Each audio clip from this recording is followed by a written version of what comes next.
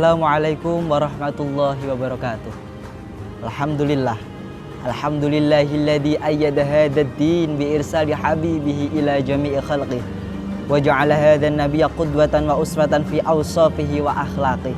Assalatu wassalamu ala man kana bi ala darajati wal kamali min baini sa'iri ummatihi sayyidina wa maulana Muhammadin wa ala alihi wa sahbihi wa man tabi'ahu fi awamirihi wa manhiyatihi. Amma ba'd.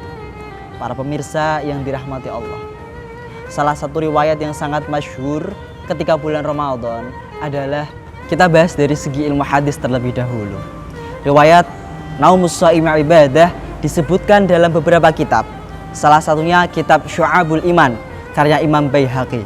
Naumus Shaimi Ibadah wa sumtuhu tasbih wa amaluhu mudha'af wa du'a'uhu mustajab wa dzambuhu maghfur. Tidurnya orang yang berpuasa adalah ibadah, diamnya adalah tasbih, amal ibadahnya dilipat gandakan, doanya dikabulkan dan dosanya diampuni. Hadis riwayat Baihaqi. Namun ternyata riwayat ini banyak dikomentari oleh para ulama. Yang pertama, Imam Baihaqi sendiri menganggap dhaif sanad hadis tersebut. Lalu dikomentari juga oleh Imam Al-Manawi dalam Faidul Qadir yang mana juga menganggap dhaif. Bahkan Imam Al-Iraqi. Nah, dalam memahami hadis ini, dalam kita beristifadah atau mencari faedah dari hadis ini, kita bisa menggunakan yang namanya mafhum mukhalafah. Kalau saja tidur itu bisa bernilai ibadah, apalagi yang memang benar-benar ibadah, justru pahala pasti jauh akan lebih besar. Karena tidur saja bisa bernilai ibadah, apalagi yang jelas-jelas ibadah, baik itu ibadah mahdhah ataupun ghairu mahdhah.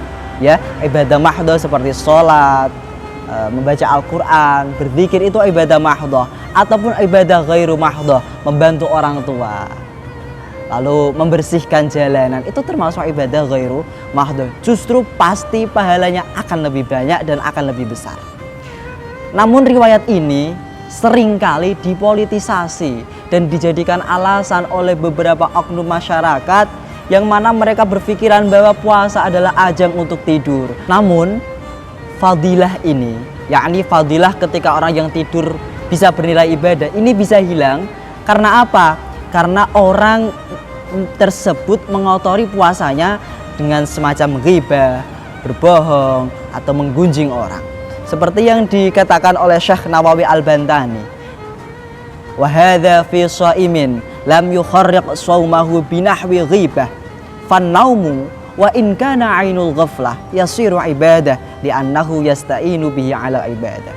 Hadis tidurnya orang yang berpuasa adalah ibadah ini berlaku bagi orang berpuasa yang tidak merusak puasanya semisal dengan perbuatan ghibah.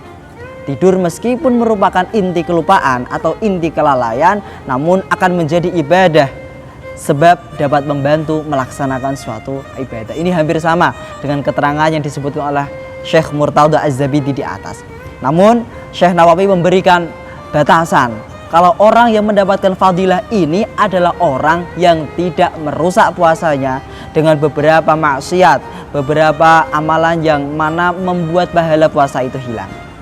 Walhasil dari semua penjelasan tersebut dapat kita simpulkan 3 poin penting yang harus kita pahami, harus kita garis bawahi. Yang pertama, ketika puasa selayaknya bagi kita untuk memaksimalkan diri dalam beribadah, dalam semua amal-amal kebaikan, karena amal kebaikan akan selalu dilipat gandakan Allah dalam bulan Ramadan. Kalau saja tidur bisa bernilai ibadah, lalu bagaimana dengan yang memang benar-benar ibadah? Pasti pahalanya akan jauh lebih besar.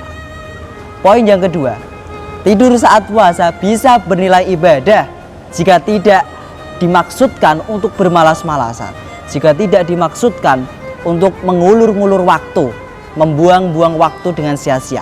Mungkin hanya itu yang dapat kami sampaikan. Semoga ada barokah dan manfaatnya. Intajid aiban fasuddal khalala jalla man la aiba fihi wa ala. Wallahul muwaffiq ila aqwamit thariq. Tsumma assalamu alaikum warahmatullahi wabarakatuh.